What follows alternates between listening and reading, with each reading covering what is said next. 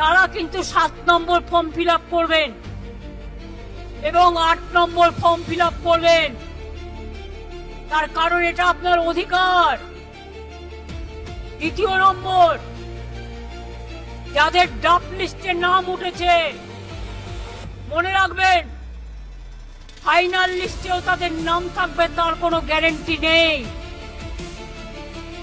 বিজেপির অনেক বদমাইশি চলছে, ও মানুষের অধিকার মানুষ যাতে ভোট দিতে না পারে কাটার চেষ্টা করছে। আপনার লক্ষ্য রাখতে হবে। এবার 1,36,00,000 লোকের কথাটাই আসুন। বিএলএ ঢুকতে দেবে না কেন? কোন আইনে হোয়াটসঅ্যাপ করছে? ডিরেকশন নেই, হোয়াটসঅ্যাপের কোনো ভ্যালু নেই। সারাক্ষণ হোয়াটসঅ্যাপ করছে, এক এক দিন এক একটা 50 রকম 50 বার হোয়াটসঅ্যাপ। হোয়াটসঅ্যাপের কি ভ্যালু?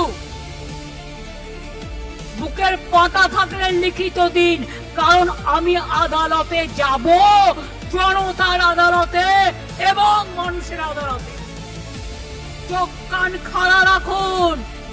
এসআইআর মানে সর্বনাশ। এসআইআর করতে সময় নিয়ে আমাদের কোনো আপত্তি ছিল না। 1,36,00,000 লোককে কাদের ডেকেছে?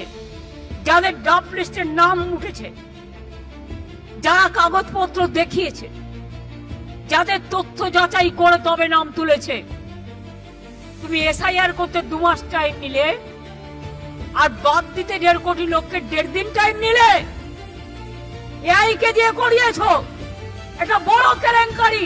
ভ্রষ্টাচারী হোম মিনিস্টার, রিজাইন করো। You must resign. আজকে বিএলএদের আমি বলবো, সব জায়গায় ক্যাম্প করে বসে থাকুন। যার ডোমিসাইল সার্টিফিকেট নেই, অন্য সার্টিফিকেট নেই, কোনো একটা, যতগুলো ইনফরমেশনের মধ্যে একটা প্রয়োজন, আপনার দায়িত্ব বিএলএদের জোগাড় করে দেওয়া। এখন আমাদের কোনো পিকনিক নেই, কোনো উৎসব নেই, একটাই উৎসব, গণতন্ত্রের উৎসব আর বিজেপিকে বিসর্জনের উৎসব। এনুমারেশনের সময় বিএলএ থাকবে, পোলিং স্টেশনে বিএলএ থাকবে। তাহলে তুমি যখন 1,36,00,000 নাম বাদ দিচ্ছ, তখন কেন বিএলএ থাকবে না? তার কারণ বিজেপির বিএলএ নেই, তো এজেন্সি দিয়ে কাজ করা, তো এজেন্ট নেই গ্রামে গঞ্জে, তো এজেন্সি ঢুকিয়ে কাজ করা হয়। তাই নিজের নেই বলে যাতে অন্য কেউ না ঢুকতে পারে। আমরা তো বলছি বিজেপি থাকুক, সিপিএম থাকুক, কংগ্রেস থাকুক, যার যত পার্টি আছে সবাই থাকুক। আমরা তো বলিনি শুধু তৃণমূল একা থাকবে। কারো যদি না থাকে আমি কি করতে পারি?